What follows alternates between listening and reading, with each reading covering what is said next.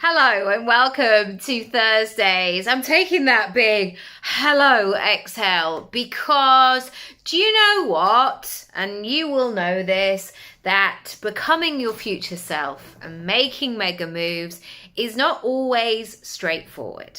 And sometimes there are bumps in the road, there are twists and turns, there are obstacles, there are periods of self-doubt, there are mental health challenges, there are life circumstances, there is all of the stuff. So when people say things like, well, I just put it in a spreadsheet and then I made it happen, or I just built a plan and I did this step by step and ta-da, here we are, I either think what they're doing is so easy and in their comfort zone, or they just don't have all the other things that are going on in the world right now. And as ambitious and as focused and as motivated as I am for my goals, and I will say that actually, since becoming a mum nearly 9 years ago, and I say nearly 9 years ago because, nearly 10 years ago actually. So I was pregnant 10 years ago in January. I was one of those people that as soon as I was pregnant, I was like, oh, right, I'm really pregnant. And I was really ill. And anyway, but I didn't actually lose my ambition. I had to change it and reshape it, but I still was very aware of what I wanted to create. And I just knew that I would have to do it in a different way, on a different time scale, get more support, have more patience. And but I haven't been that person who's like, well, I've had kids now, so that's it for me. And I know some people feel like that and some people don't. And also, we all have different challenges at different times as well. Anyway, let's get back to the 5 good things. So this is for you if you had a plan and maybe there's been a fork in the road. Maybe some things happened, maybe things didn't go to plan, maybe you've been in a lull for a while and you've got stuck. You've got stuck in those stale thoughts of, is this going to happen? Can I even do this anymore? And you feel like you're going round and round in circles. I've got some really practical things for you today to help you get back on the path. Number 1, if you can apply huge amounts of kindness and compassion, the whole process is going to be easier and more straightforward. The temptation can be to berate ourselves for not doing the thing. You should have done this should have happened, you're a piece of whatever, you're always like that, whatever that really negative, unhelpful voice is in your head, that default setting. If you are not making progress, or if you have almost gone behind, or I don't know, you just don't know what you're doing, that voice will come out if you let it. So you have to catch it quick and say, okay, all right, I'm going to take full responsibility in this moment. Yes, things haven't gone to plan. Maybe I didn't do what I said that I was going to do. Or maybe some circumstances which have been nothing to do with me have delayed this. If you can add kindness and compassion into this process, not only is it going to feel better, your nervous system is going to be more settled, but you're going to feel like you can take a deep breath and move forward. And this is something that I've tried and tested with my kids many times. Those moments when they dysregulate and they're so emotional and they don't know if they want a green cup or a blue cup and everything is like, in that moment. I will always say, do you want a cuddle? Should we have a moment? Should we sit down? Should we hold, or sometimes it's like, do you want to hold hands? Or should we sit on the sofa? And going back to that place of comfort and nurturing and support, dissipates all of the stuff.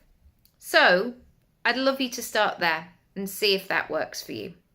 Number 2, there are seasons and reasons in life. And that sense that we are all on a growth trajectory the whole time. We're doing it and we're building and we're elevating and accelerating. For most of us, that is not the truth.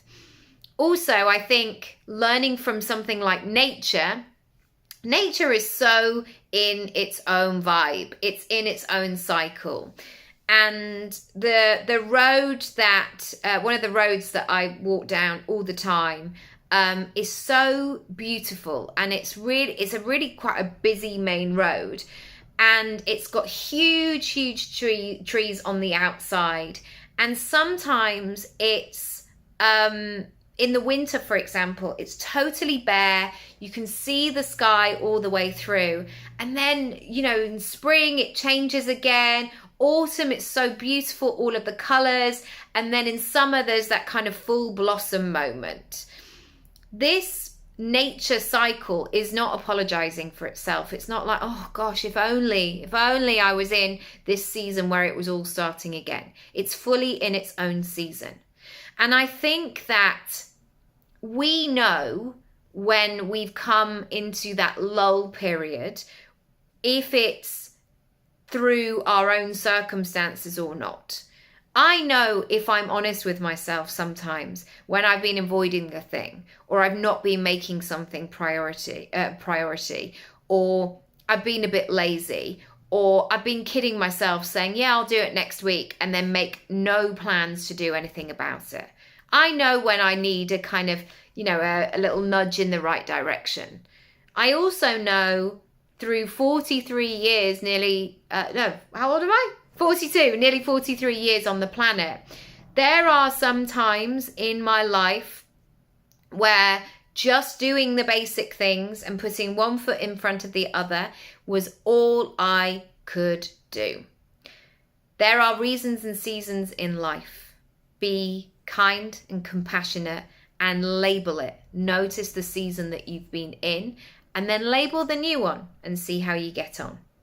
Number 3, nothing is wasted.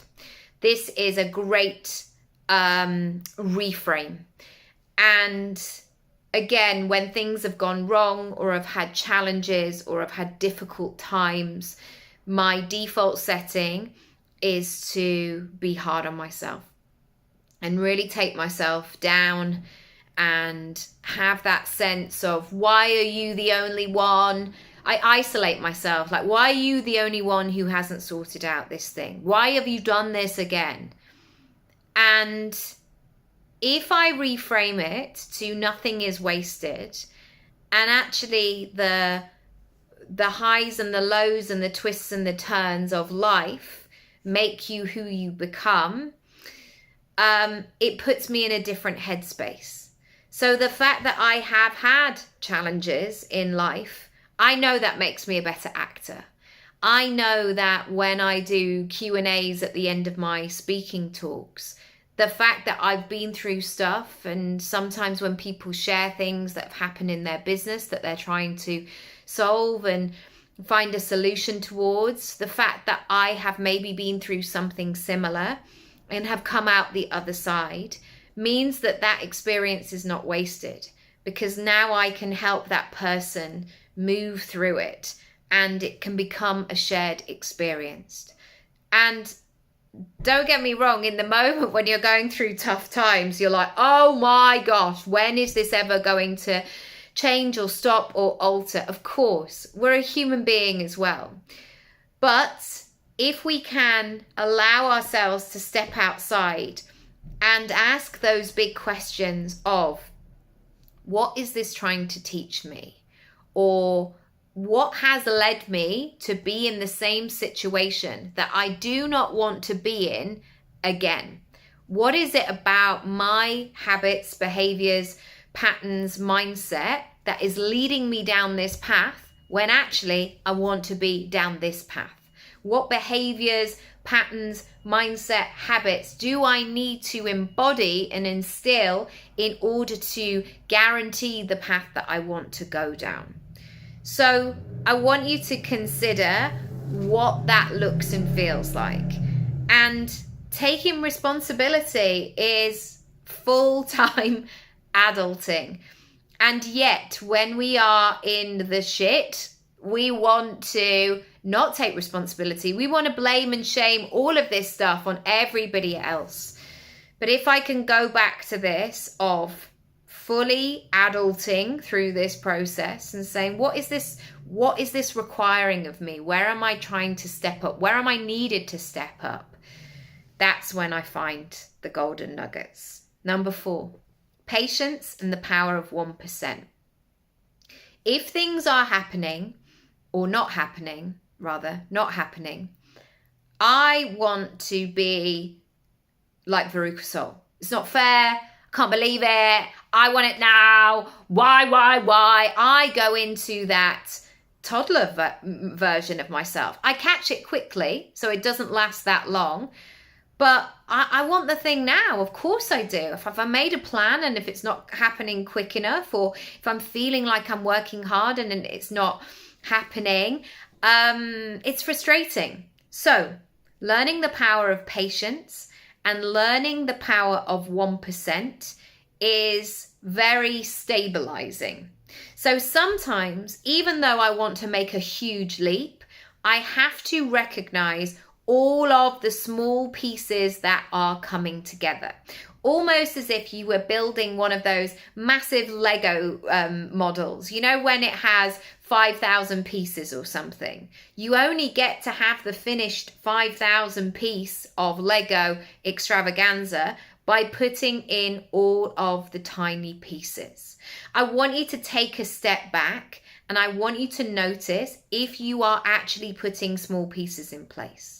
Or are you just hoping one day somebody go, oh, look, this bit is ready made. I'll just whack it on the side. Most things happen through little tiny incremental moves. Are you making them? Another moment to be really honest with yourself. Are you doing those things? If you're not, this is your time to begin to move the needle. Finally, if you're stuck, if the stale, I don't know what I'm doing, oh, I was going to do it today, but now I'm not. If you're getting in that lull, you have to connect with your why. And sometimes because it needs doing is not big enough, or because I said I would. I want you to connect with that bigger why. So sometimes what I can do is, for example, if I find myself procrastinating and I'm working from home, I will say something like, what would happen if I was working in an office? I wouldn't be faffing about. I wouldn't be scrolling on Instagram because people would be watching me. People will be looking at me. People would be really noticing how I operated in the world. And that switch can really help me reconnect with that why. Sometimes we have to go bigger than ourselves. What are you here to do? Who are you trying to connect with? What example do you want to show your kids? Who do you want to say, I told you so, and give 2 fingers up to them because they said you couldn't? You have to get emotional with your why. There's no point just saying, because I want to make the world a better place. Great, but that is the umbrella. You need to get into the juicy, gritty, dirty detail of it all so you connect with it emotionally. Because when you connect with something emotionally, that's when you're going to actually do the thing. Because sometimes, or often, it's just too easy not to do the thing and say, I'll do it tomorrow, or it's not that important, or will anybody notice anyway? Yes, they will. And ultimately, whether or not they notice, you will notice. So it's time to make some mega moves. If you want some help and support, I would love to do that. My one-on-one sessions are perfect for this. Equally, send me a message if you're not sure what you need, what you want, and let's make some mega moves. But remember, you can choose. You can decide the next step that you take. And even if you are in a sense of feeling like maybe your life's not your own, or you're doing all of these things, you will have choice in certain areas. So I want you to play around with that choice and think about what that looks and feels like. If you're not following along, please subscribe. On a Thursday, I always talk about your future self. So come on in, check out the past episodes, and I'll see you very soon. Lots of love. Bye.